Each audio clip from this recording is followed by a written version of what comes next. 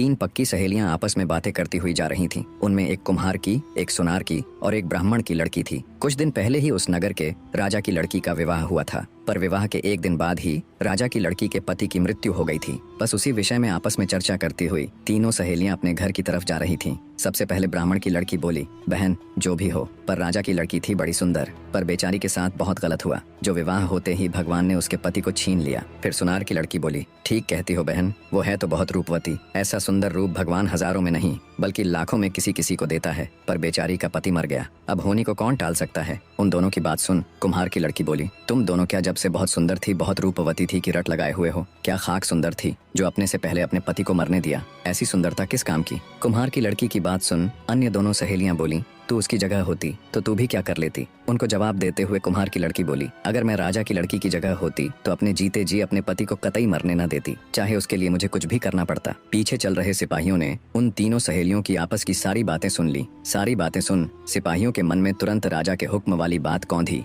कि जाओ जाकर ऐसी कन्या ढूंढो जो अपने से पहले अपने पति को ना मरने दे। सिपाहियों ने तुरंत उन लड़कियों को रोककर उनसे उनका नाम पता सब ले लिया और राजमहल आकर सभी बातें विस्तार पूर्वक ज्यों की त्यों राजा को बता दी। सिपाहियों की बात सुन राजा के मन में उम्मीद की एक किरण उभरी। उसने तुरंत अपने साथ अपने मंत्री व अन्य कुछ राजसभा के विद्वान सदस्यों को लिया और निकल पड़ा सिपाहियों के बताए गए गांव की ओर। कुछ घंटों का रास्ता तय कर राजा अपने आदमियों के साथ कुम्हार के घर पहुंच गया। राजा के साथ मौजूद मंत्री ने लड़की के पिता यानी कुम्हार को राजा का पूरा परिचय दिया और उसकी लड़की से राजा के लड़के के विवाह की बात सामने रखी। बेटी के लिए रिश्ता और वो भी राजा के लड़के का। ये बात सुन कुम्हार सन्न रह गया। उसको ऐसे देख मंत्री बोला, क्यों भाई, कहाँ खो गए? तब उसने राजा व उसके आदमियों को आदर सत्कार सहित बिठाकर जलपान कराया और भागकर अपने आसपास रहने वाले अपनी जाति के लोगों के पास जाकर जब उन्हें सारी बात बताई तो उनमें कुछ लोगों ने तो मना कर दिया कि हम अपनी लड़की की शादी दूसरी जाति में नहीं करेंगे, चाहे वो कोई भी हो। पर तभी जाति के कुछ समझदार बुजुर्ग बोले, क्या पागलों जैसी बातें कर रहे हो तुम? अरे राजा के लड़के का रिश्ता आया है, ये बात हमारे लिए किसी सपने या किसी खजाने से कम नहीं है। जरा सोच कर देखो मूर्खो, हमारा भी राजपाट में हिस्सा होगा, हमें भी राज परिवार के साथ जोड़कर देखा जाएगा। बुजुर्ग कुम्हार की बात सभी के दिमाग में बैठ गई। सबकी सहमति पाकर कुम्हार अपनी बेटी को राजा के लड़के के साथ ब्याहने के लिए खुशी खुशी राजी हो गया।